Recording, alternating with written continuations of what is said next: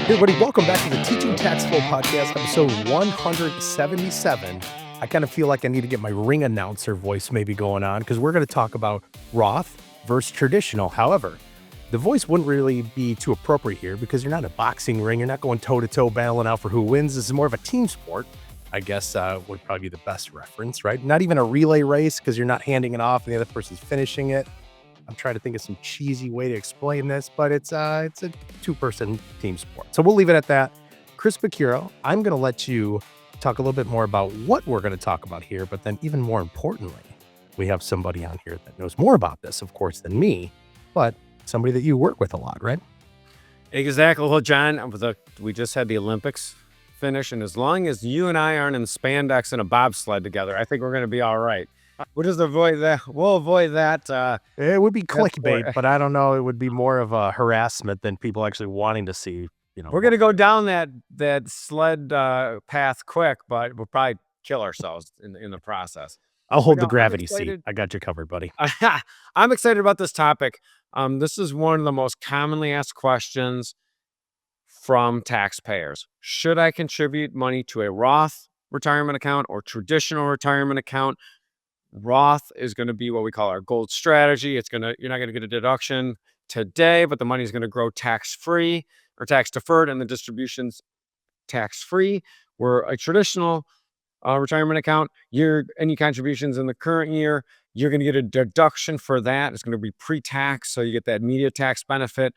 However, the Roth is tax-deferred, but when you take the money out of the account, it's taxable at that time. Now, again, there are different rules as far as non-deductible IRAs and all this other stuff. But this is for 99% of people. That's how it works.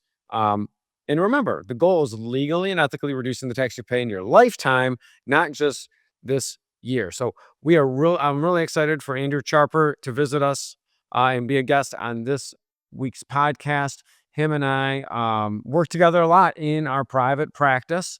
And he's got a great perspective, and obviously I talk about the tax side of it, but he's a licensed financial advisor.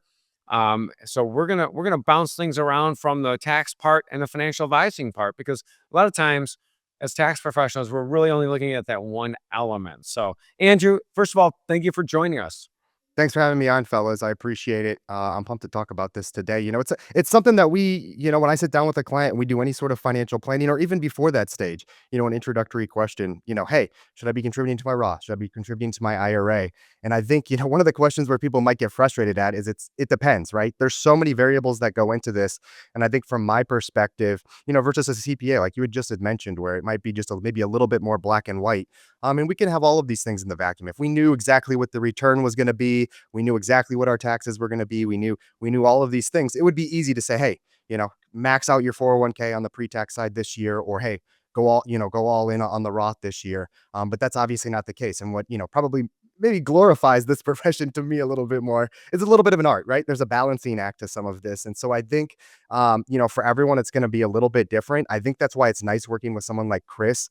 And, this isn't a slight on any CPA in particular, but a lot of the times they're looking backwards, right? And so with Chris and the team, they're looking forward 2, 3, 4 years. So we can kind of take a look at some of these questions and start to tailor them, so that way clients are paying less taxes over time and getting, the benefit of compound interest in some of these accounts. So I think depending on what the market's doing is a huge factor in this. It can change the variable a lot. When the market's at all-time highs, you might see, one thing, and when the market's down 30 or 40% in a COVID type situation, the playbook might be reversed there. So it really just depends on everyone's, individual financial situation. But yeah. That's Andrew, I love that you came right out of the gate and said that it depends.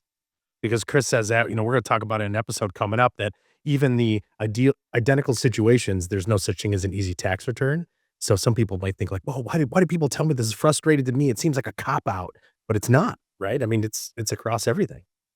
Yeah, I think once you work with enough clients, right, you see that, this thing, exactly, right? John and Chris might have very similar income profiles, family profiles, write-offs, tax situations. But maybe, hey, their personalities are way different, where, John is way more conservative, wants to take like, just, hey, let's get our 4 to 6% return. Let's not do anything crazy. And Chris might say, hey, I want to push the envelope. I think the market's down 20 or 30%. I may be paying, a little bit more taxes on a conversion or putting money into my Roth now. But I know that, in 3, 4, 5 years, based on, historical assumptions of market returns, that there's a pretty good chance, I could squeeze out a little bit more returns putting money into a Roth at this Right. point in time. Well, before we jump into that, give us a little bit of family history. I know you're from Big Ten country like John and I originally. I got out. I went into SEC country, but I still wave my still have my Michigan State Spartan flag proudly out on our porch, along with our Detroit Tigers. But how did you?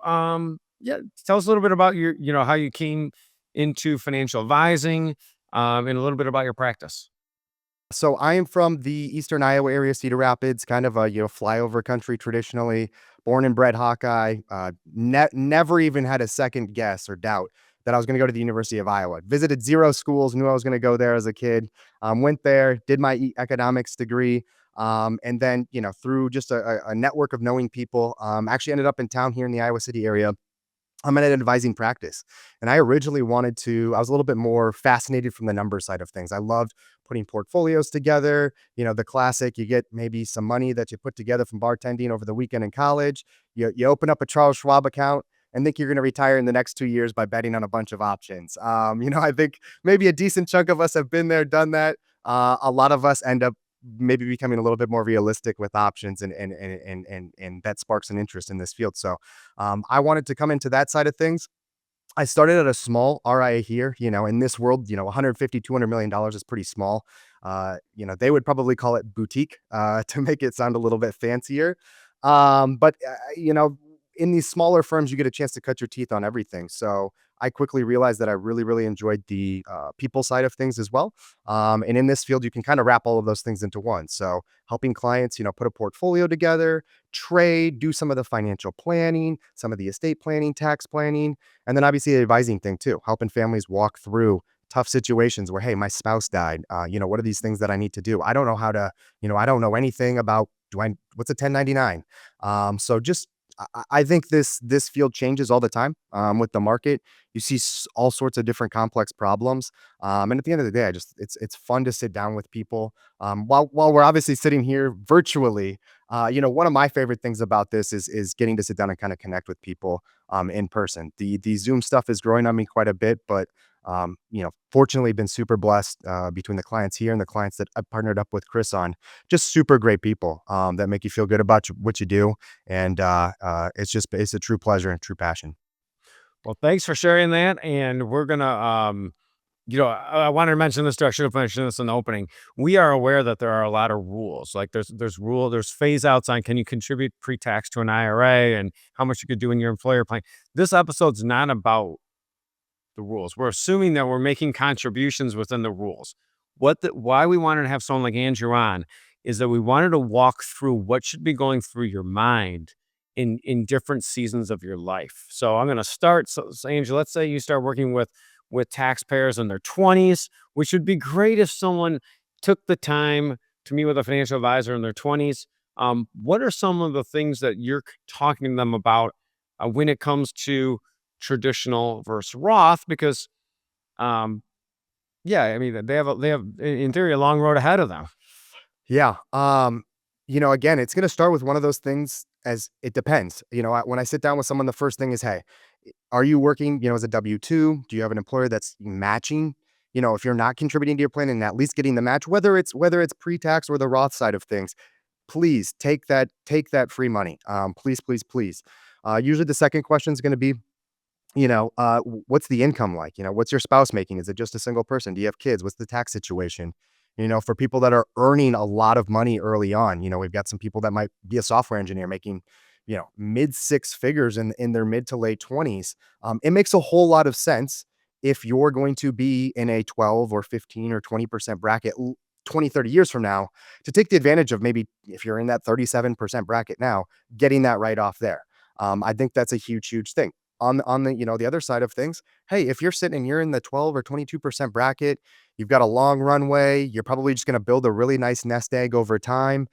You can afford, it's not going to make, a massive difference on taxes. You might want to take the Roth route. I think one of the things, and I'm not a gambling man, but I would wager that taxes are probably going to go up over the course of the next 10, 15, 20 years. So I think a lot of people see that and say, hey, it might not make the most sense today. Like I might be able to squeeze a couple percentage points off, putting it in the pre-tax versus the after-tax. But if I look 20 years from now and taxes are 8 or 10% higher and I've been growing, compounding for free, tax-free at that time period, it might make a whole lot more sense to do that. And I think a lot of younger people specifically, or maybe even some of the higher income earners there are starting to realize that. And I think everyone that's older, right, has already realized that, but it might be a little bit too late or that those things weren't as readily available 20, 30, 40 years ago.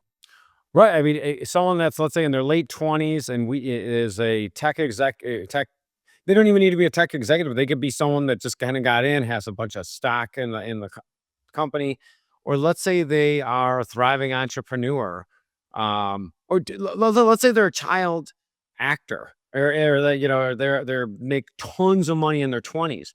There's a difference between, as you hit the nail on the head, talking about are you going to be an actor like for the next 20, 30 years? Is your income going to be high? Or are you going to be one of these actors that makes a boatload of money, pockets it, and then basically goes and lives a normal life and doesn't have a lot of active income in the future? Because if that's the case, the pre-tax makes a little more sense than the Roth. But if your income is going to continue to grow and you expect to be in that higher marginal tax rate in the future, and then you also have to think about state tax too, right? Because by little actor, people might be in New York or California versus the beautiful state of Tennessee. So we've got to think about that.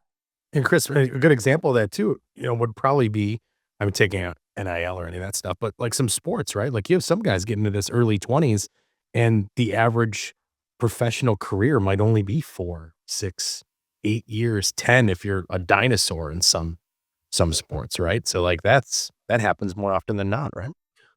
Yeah, professional. So anyone where your peak earning years are in the earlier than normal, you may have, like Andrew says, it depends, different considerations.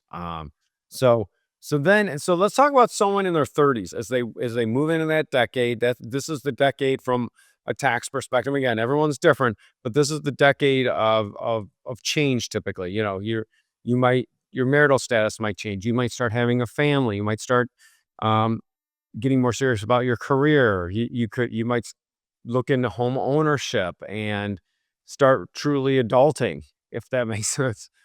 What are some of the things someone in that age I know it all depends, but should consider differently because, they're 10 years older than they were in their mid-20s. Now they're in their mid-30s. Absolutely. And this is something huge, right? I think that's one of the big positives of just flexible financial planning in general.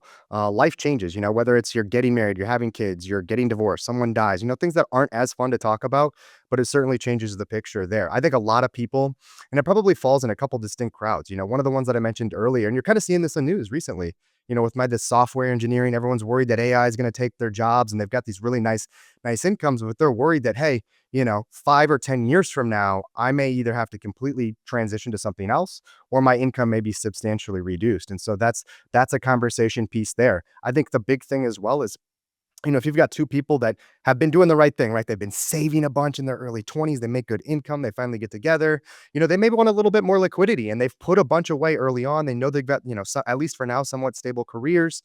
And maybe they want to maybe just contribute just a little bit. They're not as worried about that. They want to build up some funds for kids. Maybe they want to take a step back from work and not make as much, or they realize that, hey, over the next 10, 20 years, I'm going to keep working super hard, building my firm. My income's going to continue to grow. That's going to be the expectation, that this is going to be a little bit of a longer term thing. But again, I think for each person, it's going to depend on year to year. I think the other crowd is going to be kind of the commission crowd. I've got people that might make, absurd, like the athlete thing. They might make absurd amount of money in one year.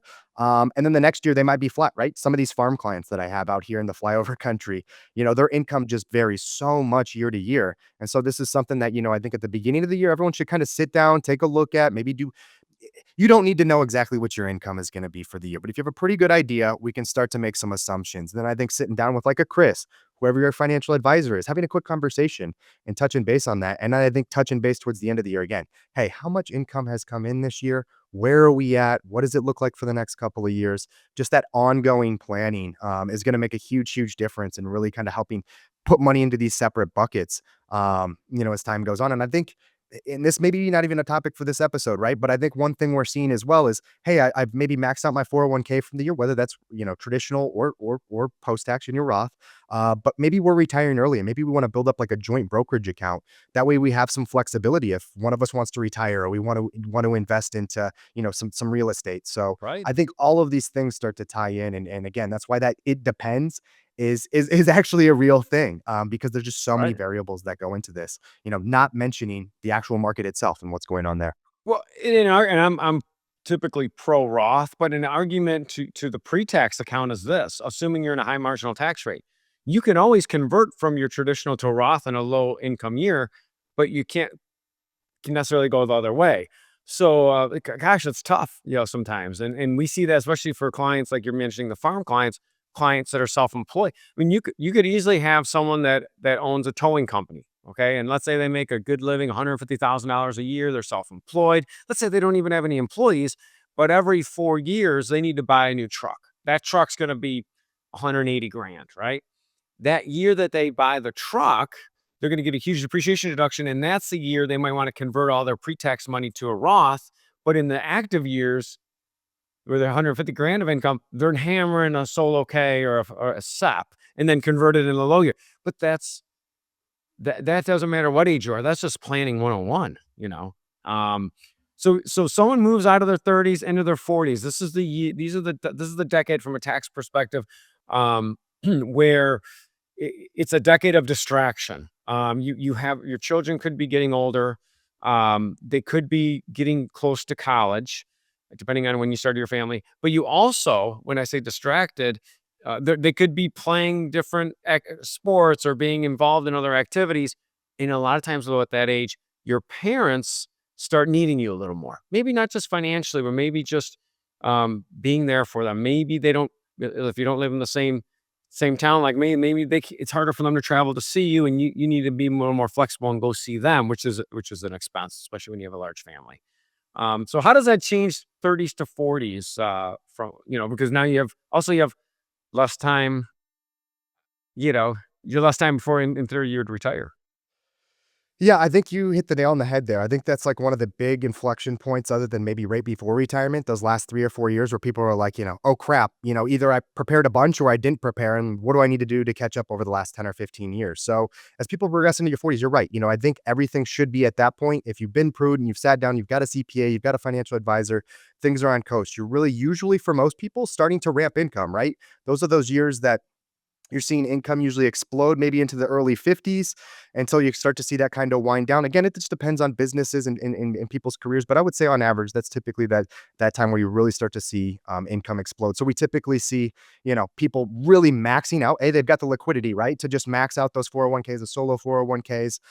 If your income's again that high, we're typically seeing people continue to load money into the pre-tax side of things, and then that spark goes off, right? We start talking about the after-tax benefits, or hey, in 5 or 10 years, we want to start building out, a Roth conversion ladder if you're going to retire early. That's a tax strategy that we can implement, or just straight up getting tax dollars into that bucket from there.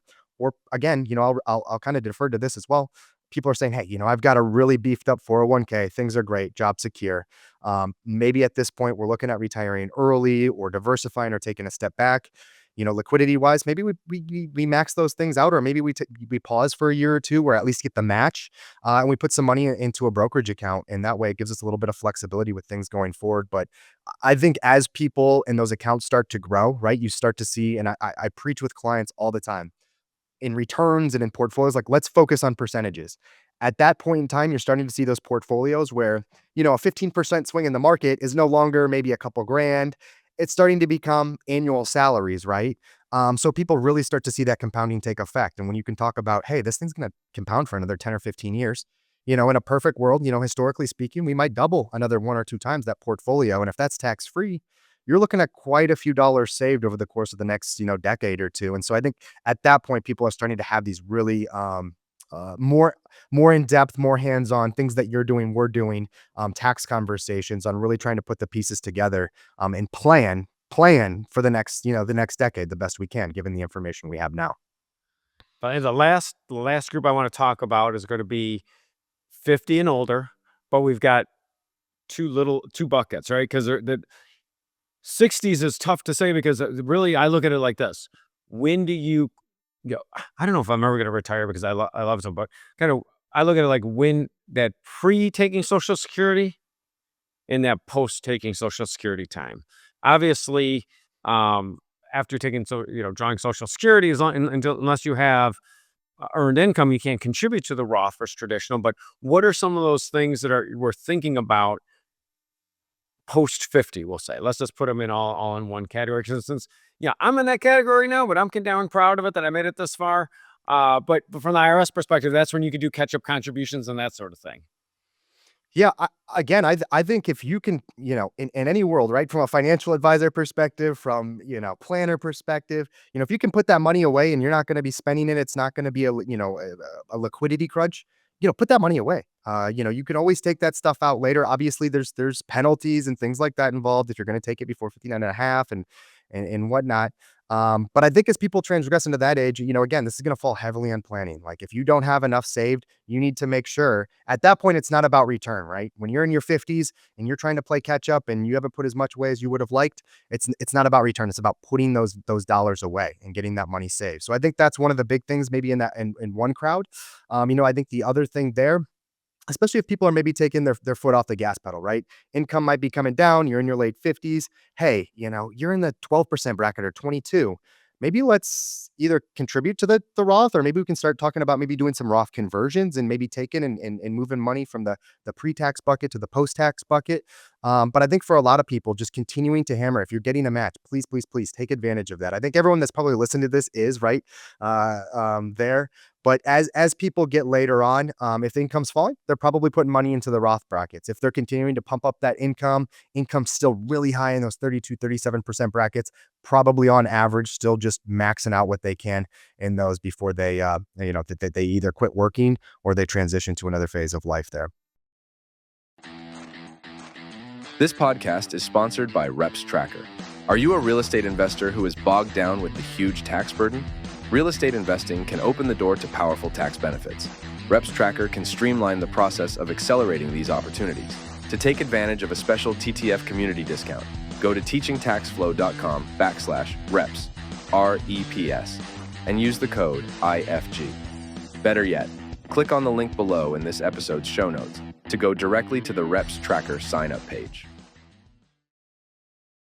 Sitting from my perspective, right, I think the coolest thing is just watching your conversation kind of volley back and forth, right? Like, Chris, it seems like, I know, Andrew, you mentioned early on, it's great working with a tax professional that has the foresight or not just the knowledge, but I wouldn't say the guts either. I'm looking for the best term here, but like that's how they run their practice and their way of doing it, right? And then Andrew, I think it's great too, like what you were saying, and you said it multiple times, right? Kind of solidifying that relationship between, not only those two professionals like yourself and Chris, but just people's perspective of things as the taxpayer, as the person that's moving along. And I do like how you guys, Chris, I think you might have started off that way, chunking it out into, phases of life, because everybody can really relate to that. Even if it's not exact, it kind of gets the point across, right? So it was cool to watch you guys do that. So if anybody thought that we're going to battle it out, sorry to disappoint. There were no gloves. There was no bloodshed. And yeah, it was a pretty good conversation. So I appreciate it. Well, I appreciate Andrew coming on. I know we're going to have some more content. And I think that the most important thing to understand is there isn't a perfect answer. It depends. And you could contribute to a Roth and traditional together. They complement each other based on your situation. 100%. I'll close with this before I let everybody go.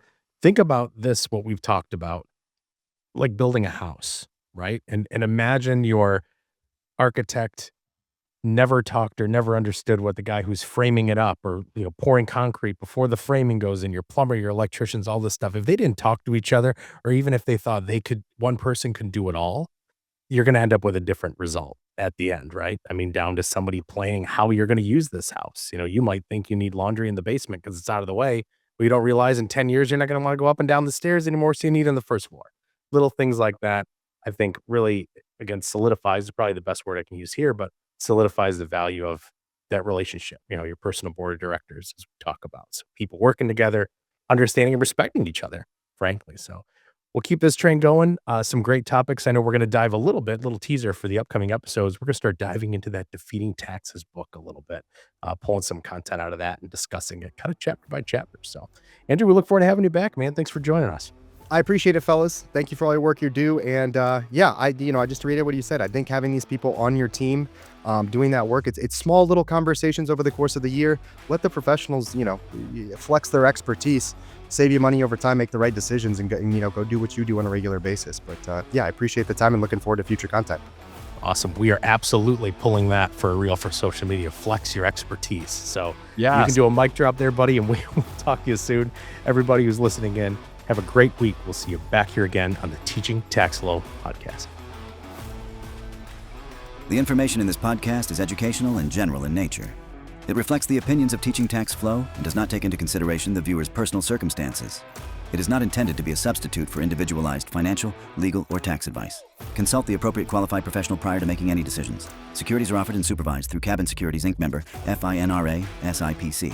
Investment advisory services are offered and supervised through Cabin Advisors LLC, an SEC registered investment advisor. Chris Picciuro is a registered representative of Cabin Securities and an investment advisor representative with Cabin Advisors LLC. Teaching Tax Flow is an independent entity and is not affiliated with Cabin Securities or Cabin Advisors.